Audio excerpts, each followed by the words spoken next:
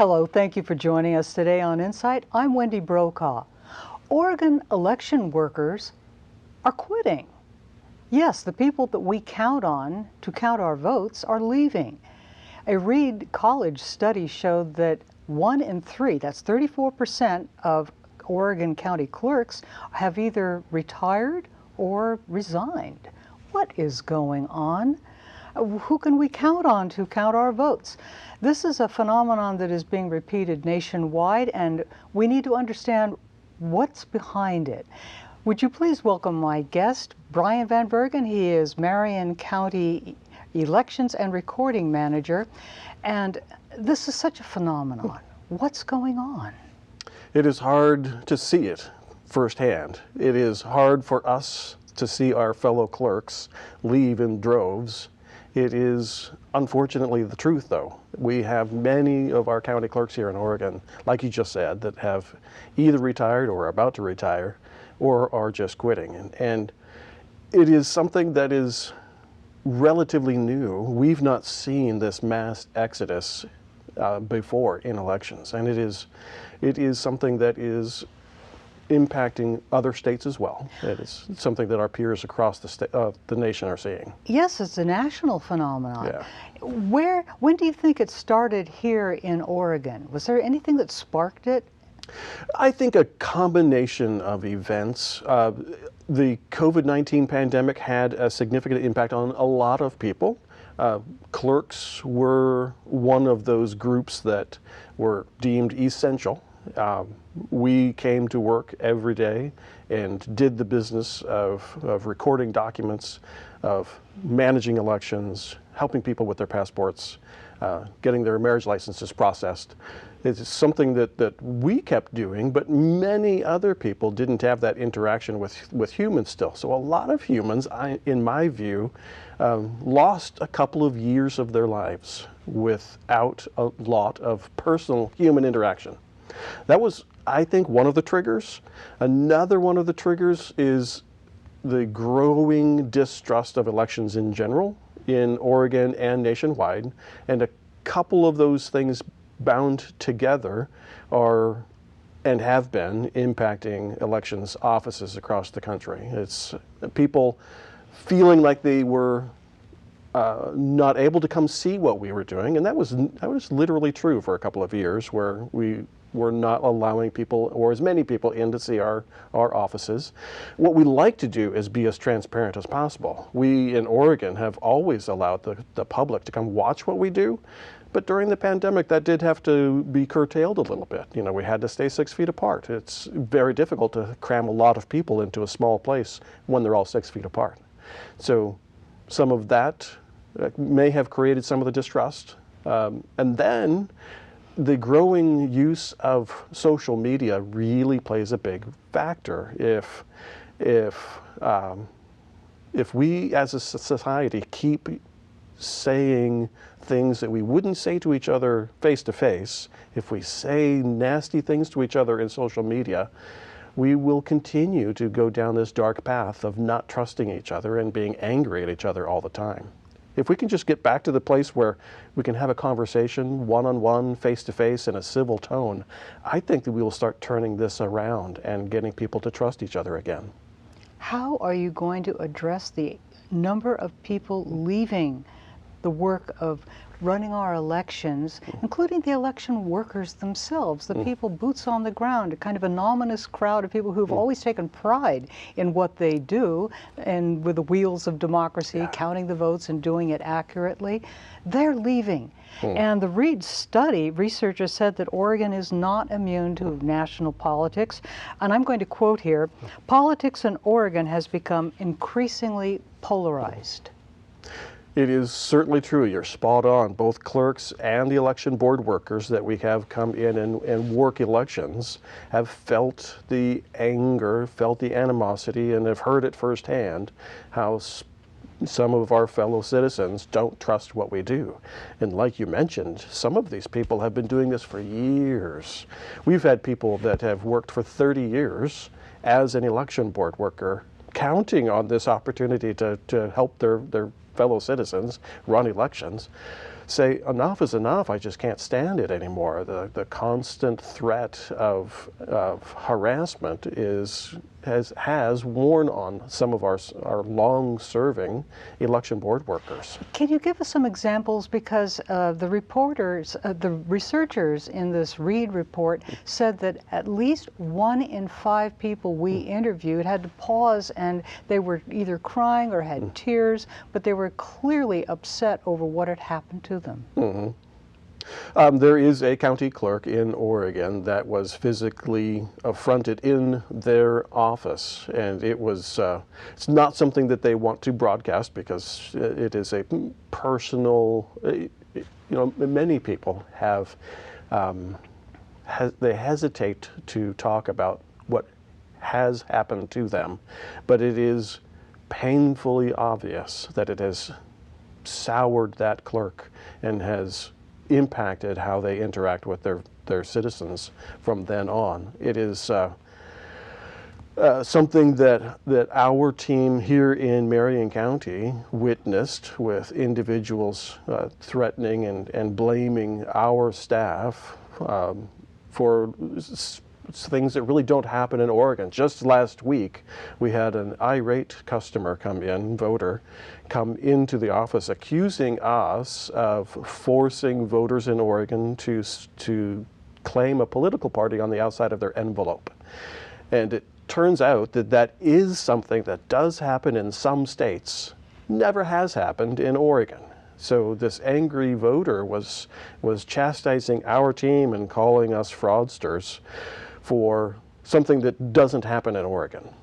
So it happens all the time. It isn't just around elections. It is all the time. Is it hard to recruit replacements? Once they know what they're getting into, right. It is very challenging. It's hard to keep people that have worked elections for years. Yes, you've just lost a brain trust. Right. We have. Across the state we have. In Marion County alone, we lost 30-some different election board workers in the last 2 years alone that choose not to come back and work again. It is a large number. It is a large number of people that know what they're doing. It takes a large amount of time to find those people that are willing to come and work and train them to do the work accurately, quickly, and in the time frame that meets everyone else's standards. Let's go through the process. We have vote by mail. In fact, Right. we are the nation's first state to go all vote by mail, and also the first to do automatic voter registration when you interact with the DMV, which, by the way, has caught on with about half of the states in America. Right. I mean, we should be very proud of what we have accomplished here, because we've always made voting easier and championed voter rights. What happens when an election worker, opens a ballot?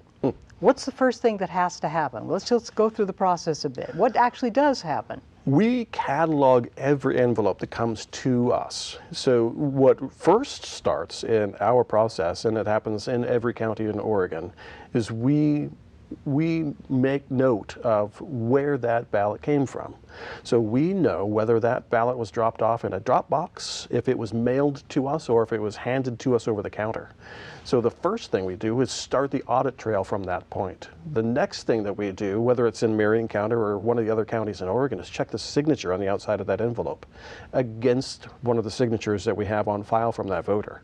So no envelope in Oregon is opened until that signature has been checked. So it's not just Marion County, it is every county in Oregon, every ballot. Not a single ballot is opened until those signatures have been verified. In Oregon, we have 21 days after each election for voters to cure their signature issues. So if someone's signature doesn't match on the first time, we can get an updated registration with a signature that oftentimes that happens when someone has changed their name and forgot to tell us. So when someone gets their ballot in their old name and they sign with their new name, that's almost never going to match.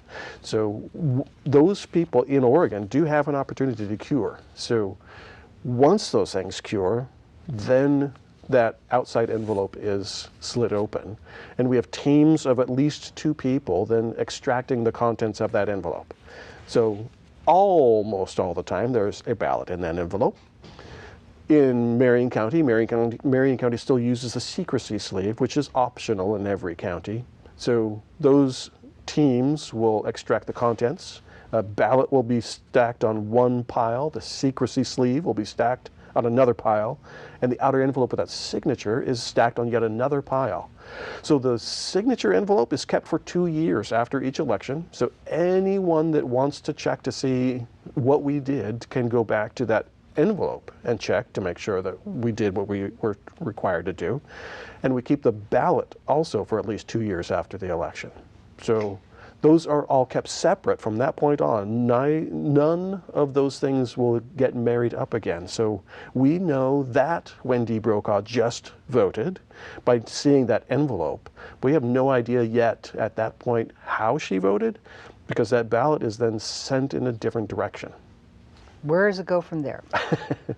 We separate those at that point. We bind all the envelopes that have signatures on them, and they get recorded and archived in one location. Secrecies get archived in another location. Ballots go yet to another room that they are then scanned and adjudicated when there is a stray mark on them.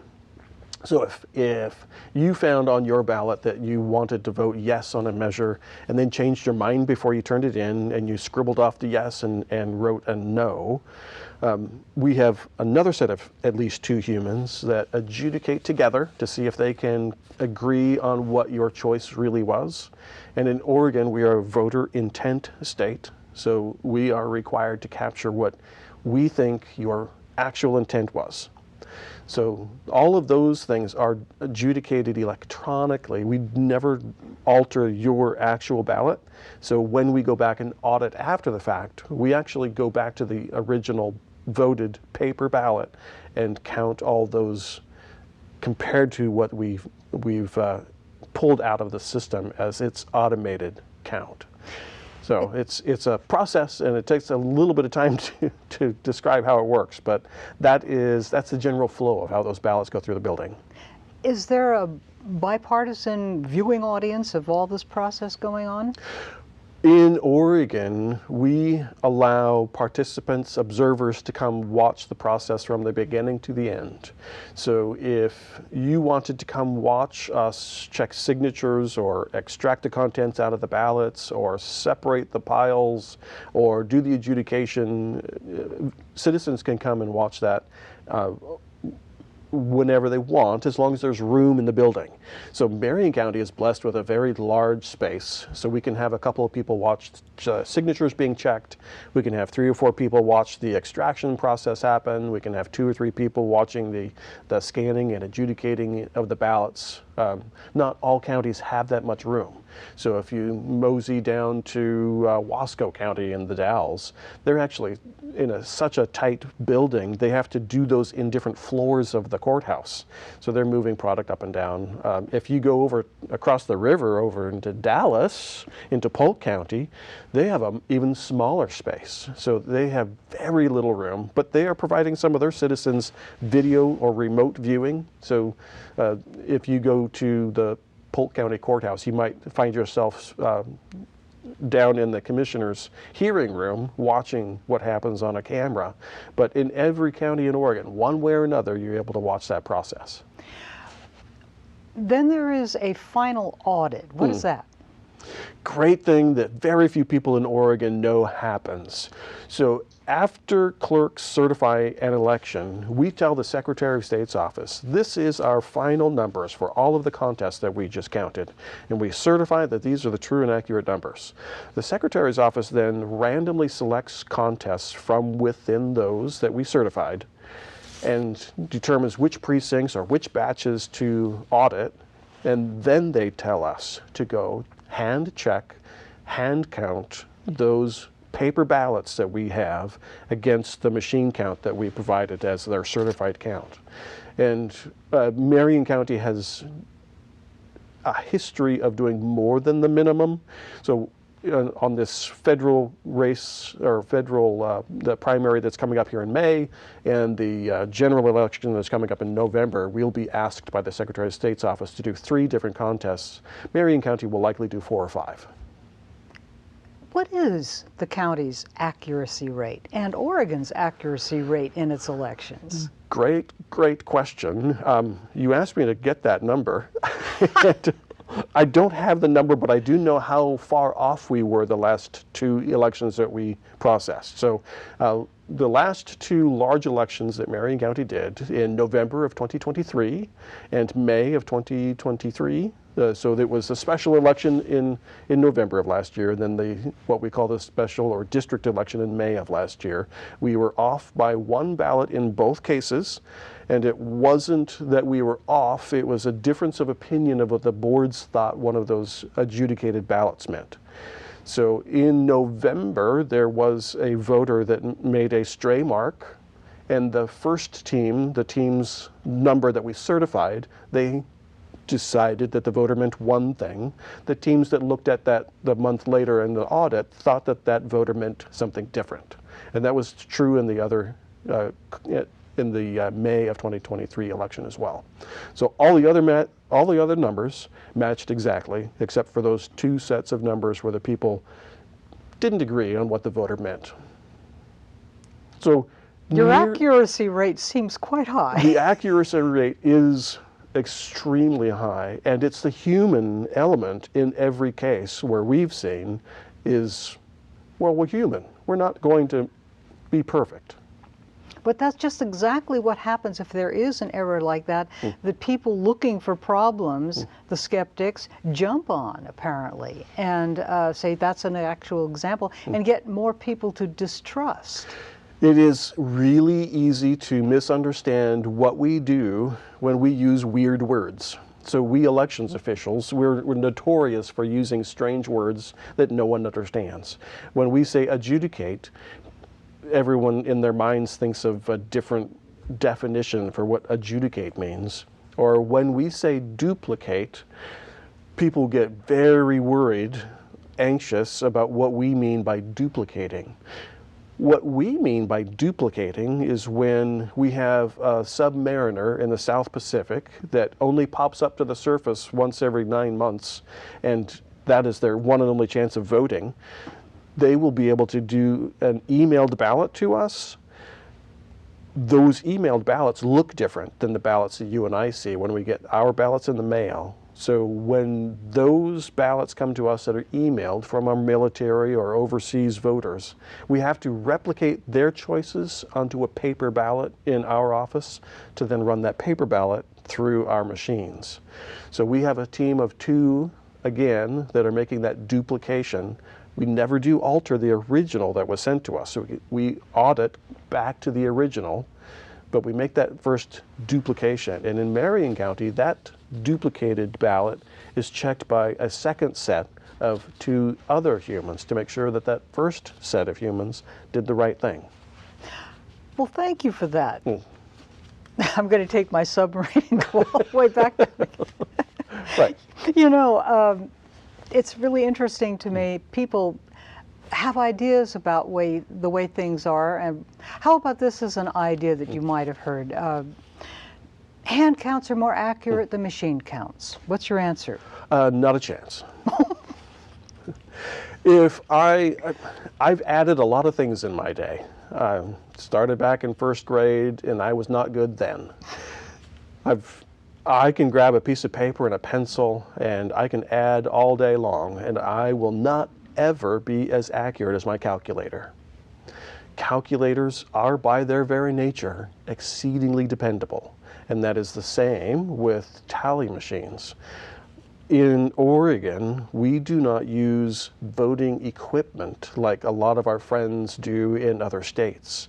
When we hear our Aunt Tessie going into some polling place in another state, and she talks about a voting machine, they are actually going into a booth and sometimes voting on an electronic, like an iPad sort of system. Some states don't provide that voter a receipt of any kind confirming their choices. Those are the things that some of our voters and some of our friends across the country are using, and people in Oregon hear those nasty stories and they worry that our machines are going to be just as bad. Oregon doesn't and never has used machines like that. We always use paper. We always have. When we've been doing, like you mentioned, vote by mail for a quarter century. So for 25 years we've been doing vote by mail, and every time we've been using a paper ballot. So it's not that we are counting these things on some crazy machine in the back that's got arms and levers that are manipulated. These are things that are calibrated and tested before, during, and after every election. How do you address concerns about security, everything, cyber attacks and things like that? How is that going to be handled, those questions? Those are questions that we've been battling for years. One of the things that you mentioned early on today is the motor voter, or the newer, improved methods of registering to vote or updating your registration. Those are the bits of our process that do touch the outside world. So when a voter is sitting at their couch and they're updating their voter registration, that part of our system does use a connection to the outside world. So obviously, you're sitting on your couch and you're talking to the Secretary of State's office over your iPad. Everything after, anything that touches the ballot itself, is on a closed system with no connection to the outside world. So once your ballot gets to your clerk's office, that ballot that's separated from the outer envelope, it is run through scanning software that scans that ballot and attributes the number of yeses and nos. Those devices are not connected to the network at that county nor anything to the outside world. So even though there are cybersecurity questions that we have to monitor, they're the front half of our process, never the back half. So there are things that we work very hard at to secure. Cybersecurity is one of them. Physical security is another. And some of the typical things that you might do at your house is making sure that your house doesn't burn down or you don't have something flood. We monitor all those things. Those are things that we've been doing for years. And with the amped up interest in elections, we've been doing that more and more. In some states, they are flooded with requests for records or information or things that seem to do with elections that are keeping county elections burned out because they have so many of them. Is that happening here? Yes. And is there a reason why that's happening? My opinion, my thought on why that is people really are concerned. People, our voters, our citizens in Oregon are hearing nasty stories about what is happening. They hear stories, maybe it's true in some other states, some other place. So they are concerned that it might be happening here. A lot of those requests that we've seen, and we've seen a lot of them, are asking for things that we don't have in Oregon. So things, file types that have never been used in Oregon. So some of these information requests that you're talking about are not just a single question of how many votes did Frank get in the last election. We've received lengthy requests for multiple documents and multiple files, and the demand to have access to the actual computers. We've had people literally asking us, demanding that we let them open up our computers and mess with the equipment itself. It is not limited just what you would expect to be a regular request for information. We've had some very interesting sets of requests. And you're right, in Oregon we are required by law to reply to each and every one of them. We are required by law to tell that person how much time or money it might take to report, to issue those things. So just that process alone has taken hundreds of hours of counties across Oregon just trying to figure out how much time it would take to produce the documents that are being requested, many of which don't exist in Oregon. I'd like to ask before we end this conversation, and I'd like to have you back again. What are you going to do about this? What can you do? It sounds like people are afraid and they're making requests. It's bogging the system down, threatening how it works. Right. And not enough workers feel like sticking around anymore to say, I will put up with threats and abuse and my own fears of being assaulted so that this can go on like this. We must. That's my thought, is we must keep at it to keep our democratic republic here in the United States working.